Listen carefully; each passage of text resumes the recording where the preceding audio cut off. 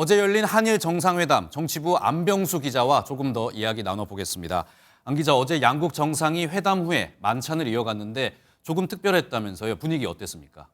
애주가로 알려진 두 정상이 만난 만큼 분위기는 나쁘지 않았던 것으로 알려졌습니다. 일단 두 정상은 요코 여사 그리고 김건희 여사와 함께 2대2 형식으로 2대2 부부 동반 형식으로 도쿄 긴자의 한 스키야키 전문점에서 1차 만찬을 가졌습니다.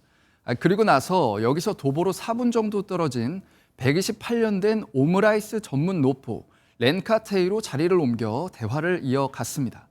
대통령실은 만찬을 두 번 이어서 하는 것은 아니다라고 설명했는데 이 말은 두 번째 만남은 보다 사적인 대화가 오가는 친교 회담이라는 의미로 해석이 됩니다. 그리고 통역 외에 다른 배석자가 없었던 만큼 정상회담이나 공식 만찬에 형식적인 틀을 벗어나 둘만의 내밀한 대화가 이뤄졌을 것으로 보입니다. 이와 관련해서 김성한 국가안보외교실장은 양국 정상 간의 개인적 신뢰가 외교에 있어서 매우 중요한 자산이라고 설명하기도 했는데 결국 이번 순방의 하이라이트가 이번 오므라이스 집 회동이라는 분석도 나옵니다. 네, 우리나라에서는 아직도 이 정상회담에 반대 목소리가 나오고 있는데 일본 내에서도 이 반대 목소리가 나오고 있다면서요. 어제 회담 장소인 도쿄 그 총리 관저 앞에서는 일본의 개헌단체 반대와 또 이제 반전단체 등이 집회를 열고 한일 정상회담을 규탄했습니다. 이들은 강제징용 배상 문제가 한일 청구권 협정으로 모두 해결됐다는 일본 정부의 인식이 잘못됐다고 지적했습니다. 그러면서 진심 어린 사죄와 배상을 하는 것만이 올바른 해결책이라고 주장했습니다. 일부 현지 언론도 일본의 사죄와 배상이 없는 해법안이 재차 문제가 될 수 있다는 우려를 전했습니다. 네, 그런데 기시다 총리가 이번 정상회담에서 이 우리나라를 향해서 이 위안부 합의를 좀 이행해달라 이렇게 좀 촉구했다는 일본 언론의 보도도 있었습니다.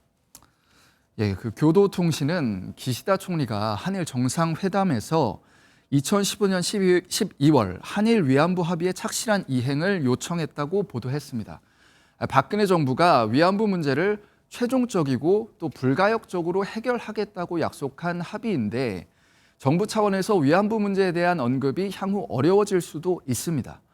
이와 관련해서 기시다 총리는 2021년 10월 총리직에 오른 이후 위안부 합의의 이행을 줄곧 주장해왔습니다.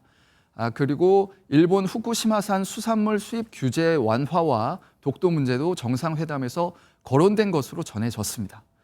대통령실 고위 관계자는 이런 내용에 대해 확인을 요구하는 기자들의 질문에 논의의 주제는 미래지향적으로 한일 관계를 발전시킬 수 있는 방안에 대부분 집중됐다며 말을 아꼈는데요.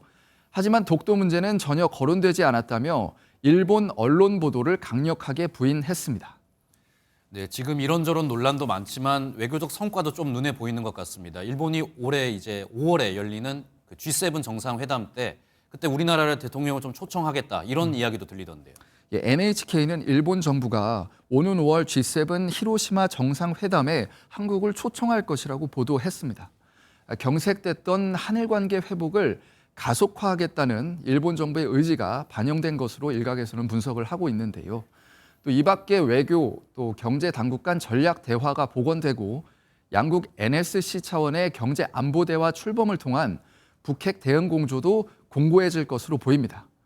윤 대통령은 앞으로 두 정상은 형식에 구애받지 않고 필요하면 수시로 만나는 셔틀 외교를 통해 소통하고 협력해 나가겠다고 밝혔습니다.